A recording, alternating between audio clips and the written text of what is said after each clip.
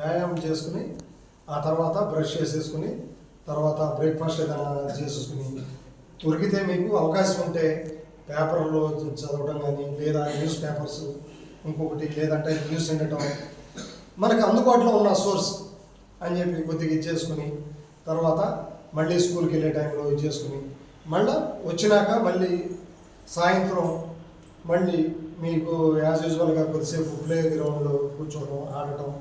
ఎందుకంటే మానసికంగా ఫస్ట్ బాడీని ప్రిపరేషన్ చేయాలి.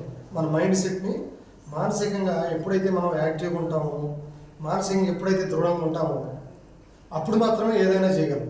మానసికంగా లేకపోతే తర్వాత ఫిజికల్గా ఎప్పుడు ఉంటామో మనం ఏదైనా ఆటలాడినప్పుడు ఏదన్నా ఎక్సర్సైజ్ చేసినప్పుడు మంచి మనకు ఒక మంచి ఇది ఒకటి అట్మాస్ఫియర్ క్రియేట్ అవుతుంది బాడీ మొత్తం.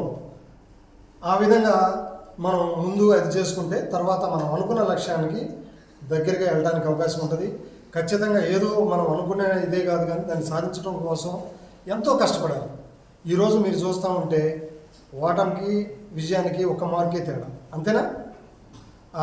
ఈరోజు ఎంతమంది బయటకు వస్తున్నారు, ఎంతమంది డిగ్రీలు అయిపోయి బయటకు వస్తున్నారు, కానీ అందరికీ జాబ్లు ఉంటున్నాయా? ఉంటున్నాయి. ఎందుకు ఉండలేదు? ఎడ్యుకేషన్లో తేడా ఉంటుంది, కమ్యూనికేషన్లో తేడా ఉంటుంది, ప్రిపరేషన్ విధానంలో తేడా ఉంటుంది. అన్నిట్లో మనకు తెలియకుండానే ఏదో గుడ్డిగా వాళ్ళు ఏదో చెప్తున్నారు కదా మనం వస్తున్నాం అనేది కాకుండా దాంట్లో మనసు పెట్టి చక్కగా చదువుకున్నప్పుడు మాత్రమే మనకు చెప్పింది అర్థమవుతుంది. మన టీచర్ దగ్గరికి వెళ్ళినప్పుడు మళ్ళీ ఇంటికి వచ్చినప్పుడు దాన్ని ఒకసారి రివిజన్ చేసుకుని చదువుకుంటే చక్కగా అది ఒకటి మళ్ళీ వేరే వాళ్ళతో దాన్ని ఇంకా షేర్ చేసుకుంటే ఇంకా బాగుంటుంది.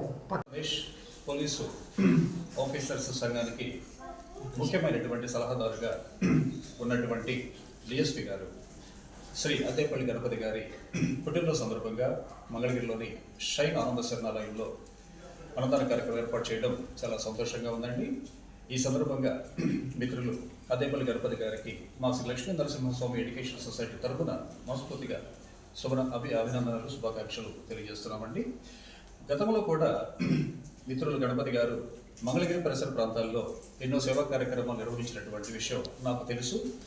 అలాగే పండుగల సమయాల్లో క్రిస్మస్ పండుగ, అలాగే ఈస్టర్ పండుగ, సంక్రాంతి, దసరా పండుగల సమయాల్లో వృద్ధులందరినీ కూడా ఒక చోటకి తీసుకువచ్చి వారి యొక్క ఇంటికి తీసుకువచ్చి వస్త్రాలు ఉచితంగా అందచేయడము, అలాగే సరుకులు కూడా నిత్యావసర సరుకులు కూడా పండుగల సందర్భాల్లో ఉచితంగా ఇవ్వడం అనేది మేము స్వయంగా చూసినటువంటి విషయం అండి.